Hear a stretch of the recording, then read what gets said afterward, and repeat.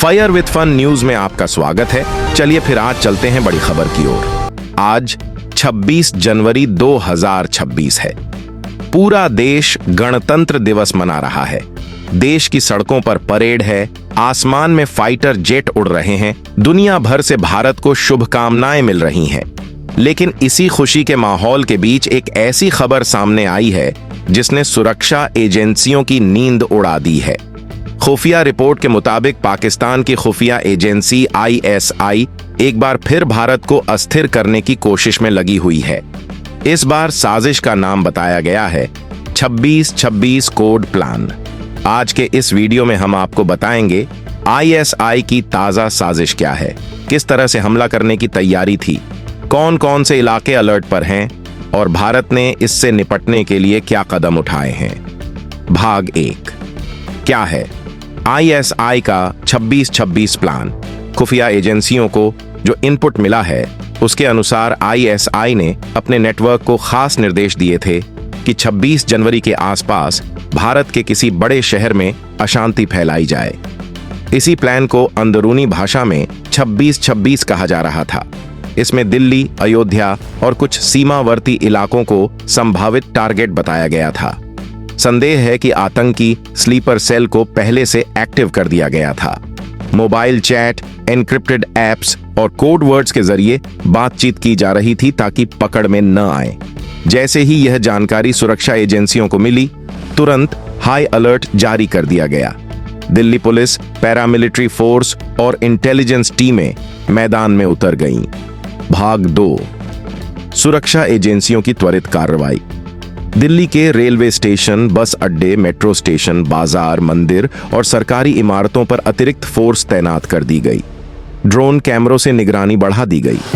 कई संदिग्ध mobile number track किए गए। कुछ लोगों से पूछताछ भी की गई।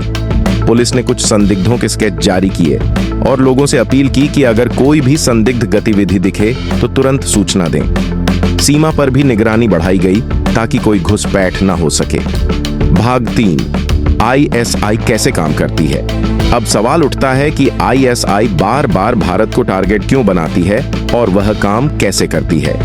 ISI सिर्फ बंदूक और बम तक सीमित नहीं है, वह 3 तरीके से काम करती है।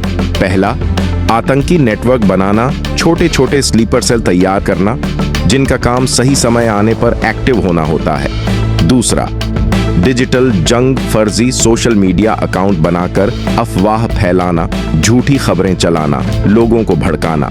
तीसरा, हनी ट्रैप और लालच, कुछ लोगों को पैसे, दोस्ती या प्यार के जाल में फंसाकर उनसे सेना और सुरक्षा से जुड़ी जानकारी निकलवाना। कई बार युवा और नाबालिग भी इनके जाल में फंस जाते हैं।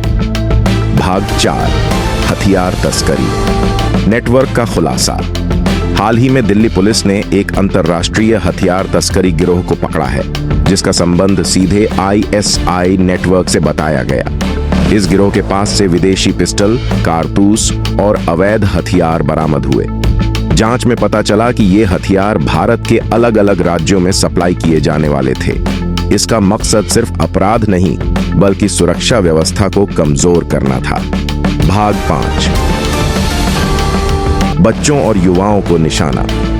सबसे चिंताजनक बात यह है कि ISI अब बच्चों और युवाओं को भी अपने जाल में फंसाने लगी है। कुछ मामलों में देखा गया कि सोशल मीडिया के जरिए दोस्ती कराई गई, फिर धीरे धीरे जानकारी निकलवाई गई। एक मामले में एक नाबालिग को सेना की लोकेशन की जानकारी साझा करते हुए पकड़ा गया।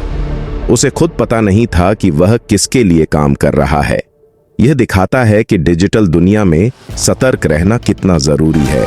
भाग 6 बांग्लादेश और अन्य रास्तों का इस्तेमाल। सुरक्षा एजेंसियों को शक है कि ISI अब सिर्फ पाकिस्तान सीमा पर निर्भर नहीं है। कुछ नेटवर्क बांग्लादेश और अन्य रास्तों से भी भारत में घुसपैठ कराने की कोशिश कर रहे हैं। इसलिए सीमा सुरक्षा बलों को भी हाई अलर्ट पर रखा गया है। भाग 7 भारत की रणनीति और तैयारी। भारत की सुरक्षा एजेंसियां अब पहले से कहीं ज्यादा मजबूत हैं। डेटा एनालिसिस, AI निगरानी, ड्रोन कैमरा, साइबर ट्रैकिंग, हर स्तर पर निगरानी की जा रही है। इंटेलिजेंस शेयरिंग तेज की गई है। राज्यों की पुलिस को भी रियल टाइम अलर्ट भेजे जा रहे हैं। सरकार का साफ संदेश है देश की सुरक्षा से कोई समझौता नहीं किया जाएगा। भाग 8। भाग 6। बांग्लादेश और अन्य रास्तों का इस्तेमाल।